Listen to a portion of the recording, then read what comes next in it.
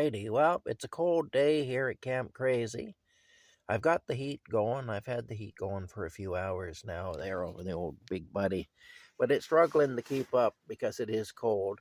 Although it has gone up from around 0 degrees to plus 10 degrees Celsius, according to my thermometer. So that's a good thing. It's definitely better than it was. But yeah, it's struggling. No, the old little heater's having to work double time even to maintain that. Anyway, Rocky is trying to sleep there. He's doing his best. It's not an easy day for him either, though. He's quite cold. He was actually shaking a little earlier because of the cold. He was actually trembling, and I've noticed that he's been trembling because of the cold. So he's definitely feeling it like I am. But we'll survive it. We'll get through it, and these days don't last forever. So it's at least sunny today outside. But of course, in Canada in the winter time, when it's sunny, that usually means it's a cold day.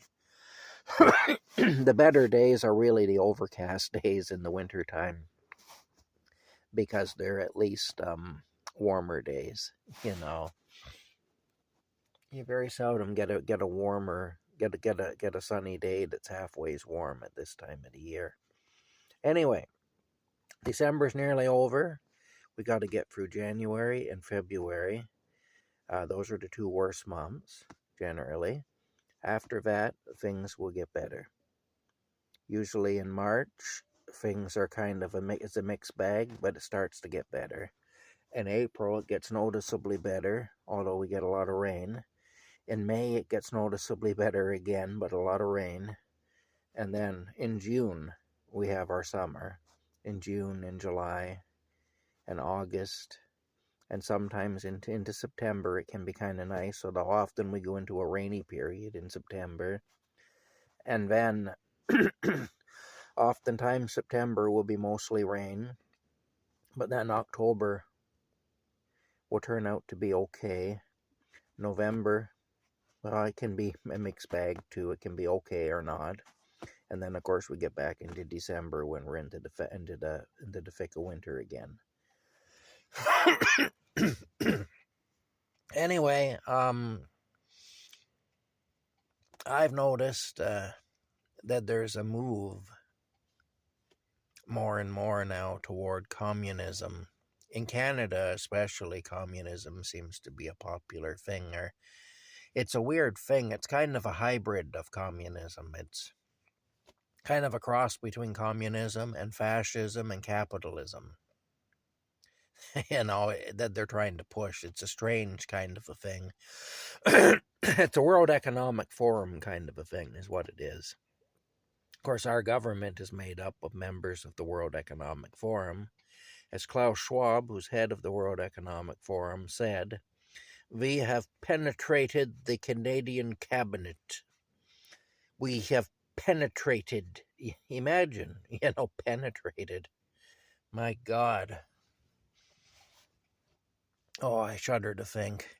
Anyway, we have penetrated the Canadian cabinet. If that guy ain't a Bond villain, then I don't know who is. All we need is to get him sitting in an oversized chair petting a white cat.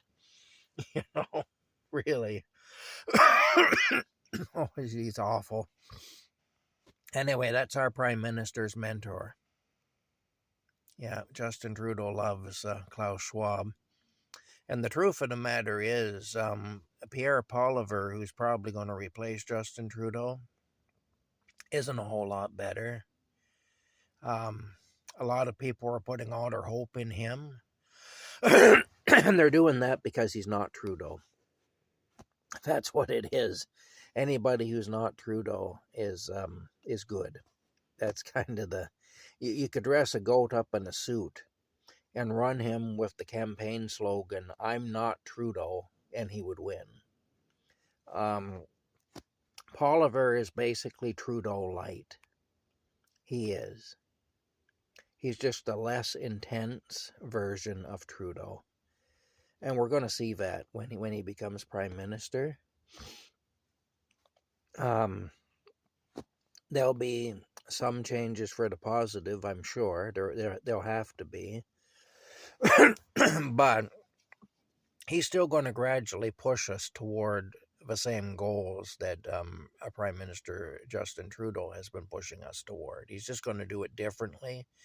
He's going to do it maybe more slowly and more diplomatically because he's not an idiot like Justin Trudeau. He's actually a kind of an intelligent man. And but he's not really our friend either, you know. I mean, he failed to speak up many times when we were being um, mistreated by our current government. Oliver has not spoken up on our behalf very often. Um, Getting rid of the carbon tax, which he's promised to do, if he keeps that promise, that will at least be of some help to us, though. And these are the things that people are clinging to anyway. And that's why they want him. He's really not going to be a whole lot better, though. He's going to push us in the same direction, but he's going to do it in a smarter way and in a different way. That's how he's not going to be so obvious about it. Anyway, that's my prediction anyway about him. What can I tell you? Bad. The thing is, right now, communism is being promoted. This weird, what isn't even really pure communism. Like I say, it's a hybrid of communism, fascism, and capitalism.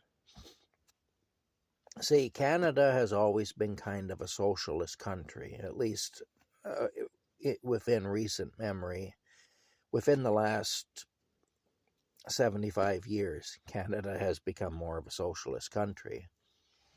And of course, we've got, and the more deep you get into socialism, the closer you get to communism. And, when you start redistributing wealth and stuff like that.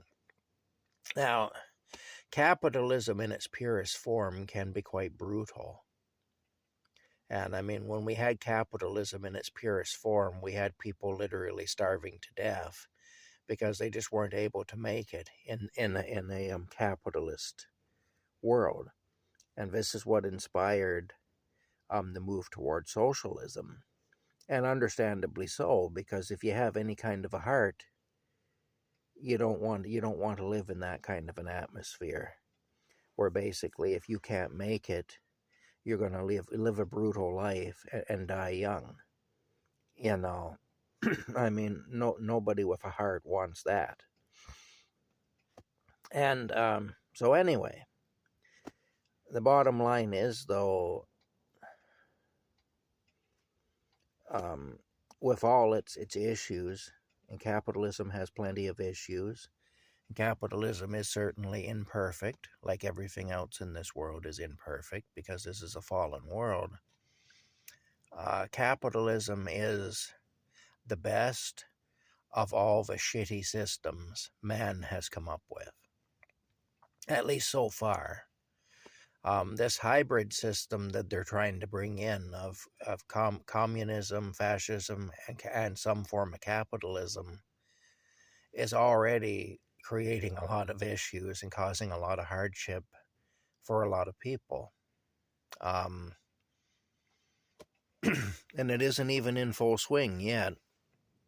So, yeah, we have some issues. We got things to worry about. I'll tell you, it's not going to be easy. And it hasn't been easy, and it isn't easy living here right now. Canada's become a very tough country to live in. It always had a bit of that to it, is a toughness to it, but it's a lot worse now. And, yeah, with our rampant inflation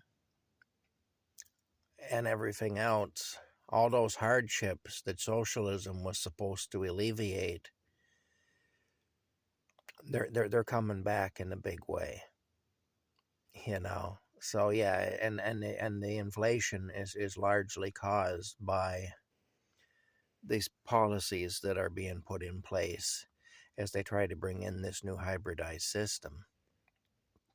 Yes, which ultimately is what the UN wants too. It's a world governance. What the heck is going on up there? What do I got going on in my eyebrow? Holy smokes, man! I got something going on there. I don't know what's happening up there. I just see it in the camera. My goodness, what's going on? I don't know. Anyway, um, I'll figure that out later. That is really weird. I don't really see it now, but anyway, yeah. My goodness. The bottom line is this. Strange. The bottom line is this. Communism, as it was in the early part of the 20th century, at the time of the Russian Revolution and all that, it was also promoted as I see it again now, yeah. Anyway, it was also promoted as a utopian kind of a thing. And of course, we know how that turned out. It turned out to be quite a brutal system. Many people died under it. Most people were miserable under it. And the thing is, with communism, you still have a class structure. It's just that instead of being based on how much money you're able to make in a free market economy, it's based on where you're at in the party. If you're up there in the party, you can get a car or an apartment or anything else you need. You have lots of food and high quality food. You live in comfort. You live in luxury if you're at the top end. If you're in the upper echelons of power, you do. You can pick up the phone if you need a car or your friend needs a car or whatever, or an apartment or anything. You pick up the phone and you just call the guy in charge of distribution for that particular resource, and you got a car either in your driveway or in your friend or your relation's driveway. It'll be there the next day. And the same thing if you're in need of an apartment or you have a friend or a relation in need of an apartment, they can move in tomorrow, and it'll be a nice apartment too. But the thing is, if you're an average citizen, you go on a waiting list. And maybe in 10 years, you can buy a car. Maybe in 10 years, you can get an apartment. And so there is a class structure.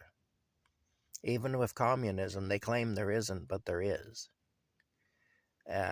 So yeah, it's a situation where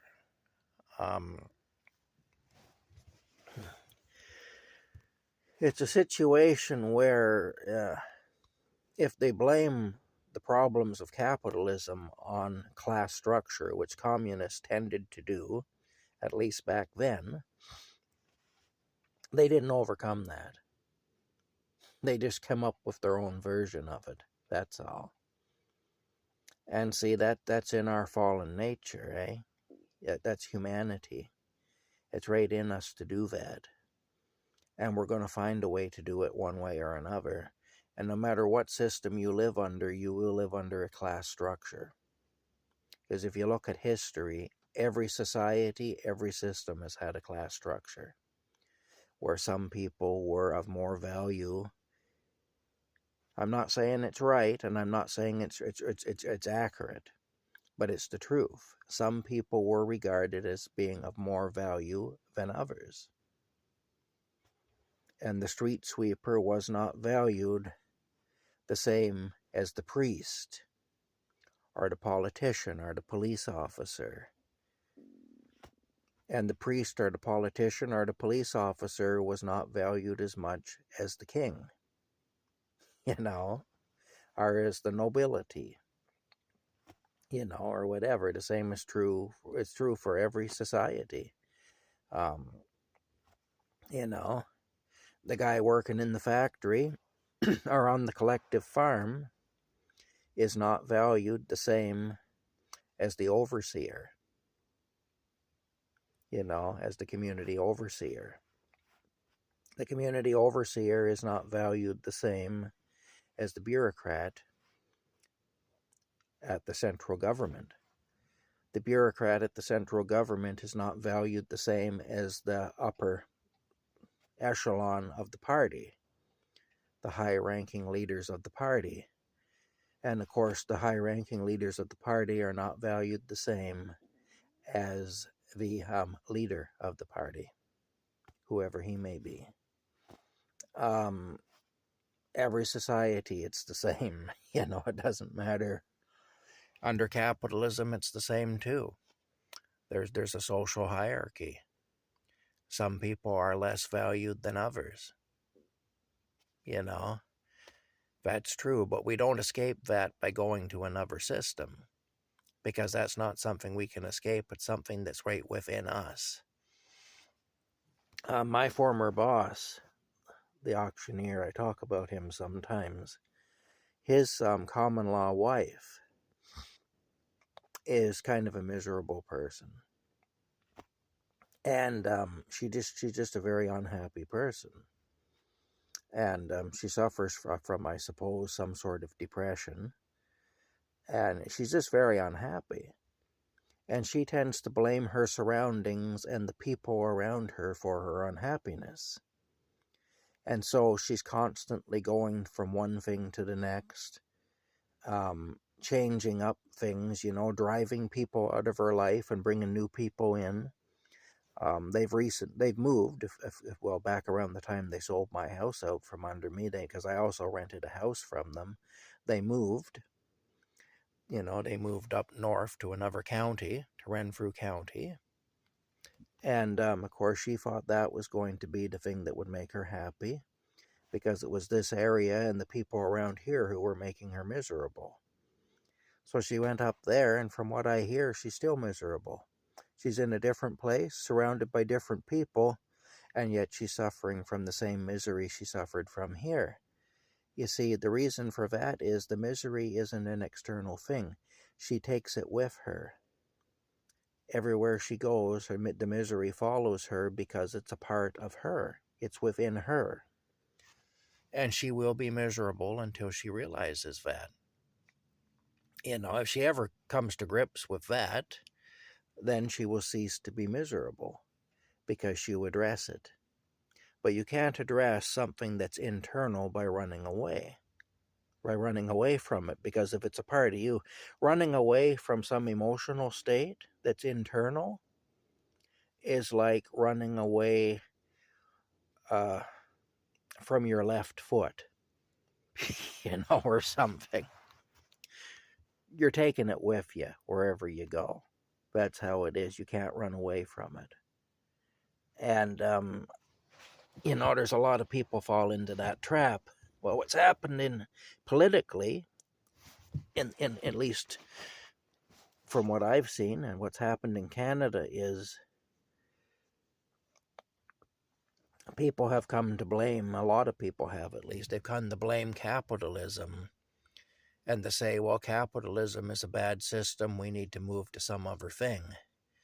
And so now there are a lot of people, not everybody, but a lot of people are receptive to this World Economic Forum promise of a utopia, if we just go along with them. And the thing is, the issue really isn't capitalism. The issue is within us. So, if it's the class structure that bothers people, that's still going to exist. It'll just take a slightly different form.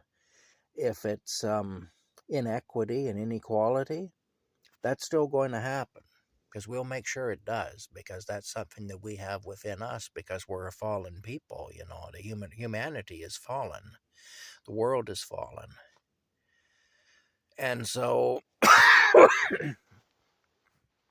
we're going to take all those problems with us.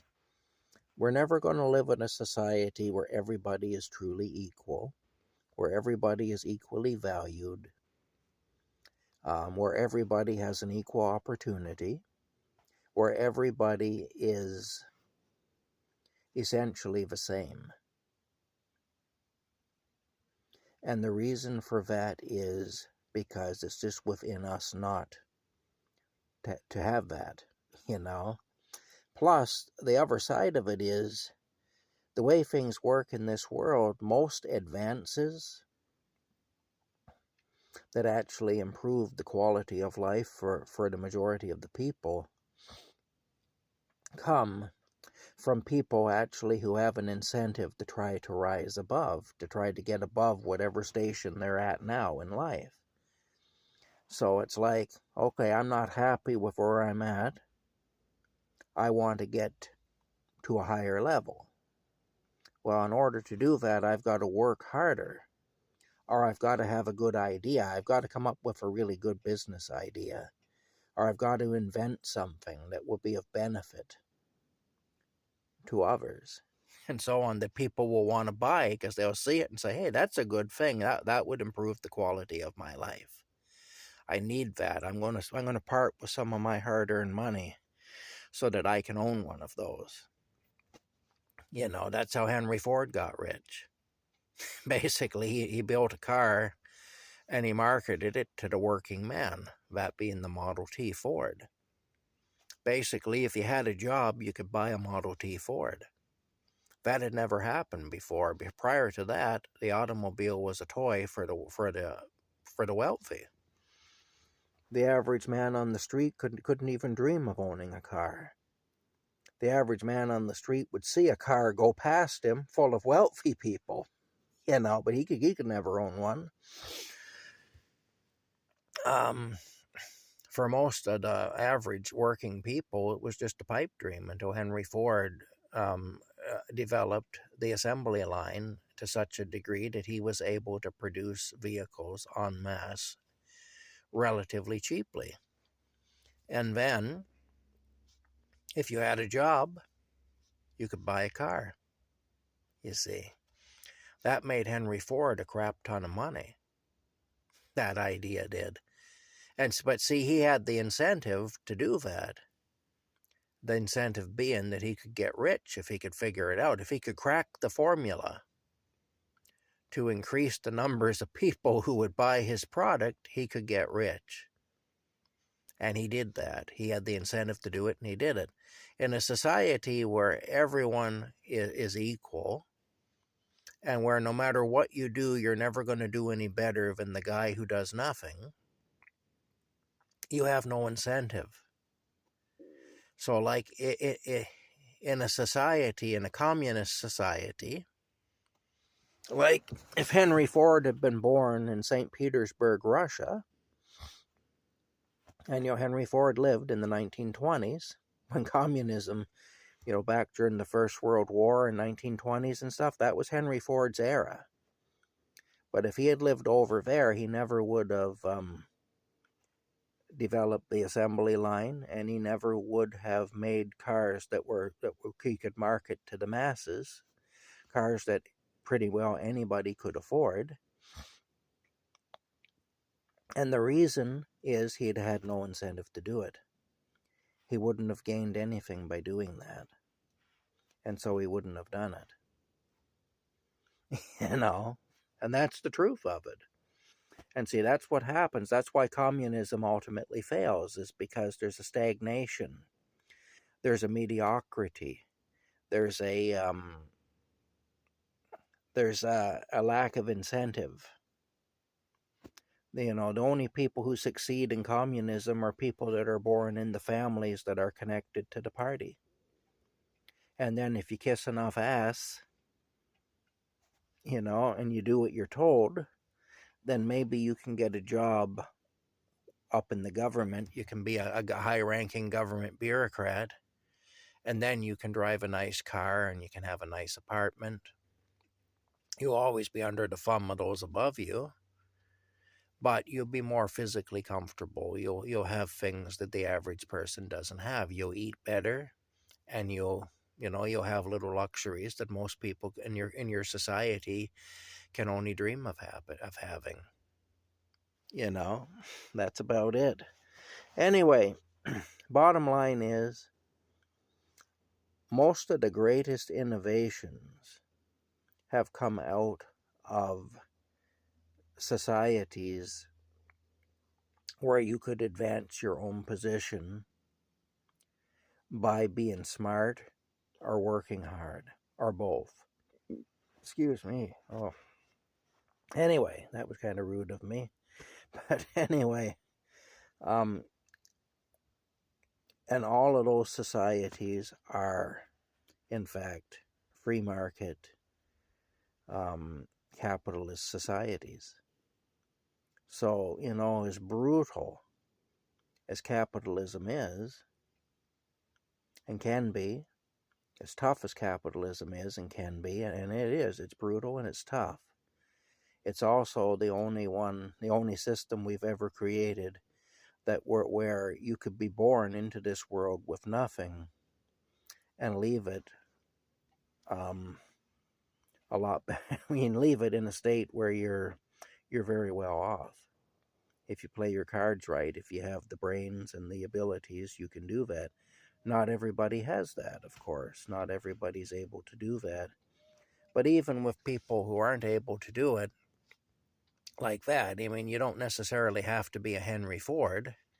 The people who worked for Henry Ford in the factories, they were for the most part better off for that than they would have been otherwise. So even they benefited. When Henry Ford did well, they did well too. They didn't do as well as he did, but they did a lot better than they would have done. Anyway, that's it for now. I'm going to shut this down. We'll see you later. Rocky has finally gone to sleep. There he is. God, all that blood on the cover, say. That's I think that's from his leg. His leg sometimes bleeds, But anyway, we'll see you later. Bye for now.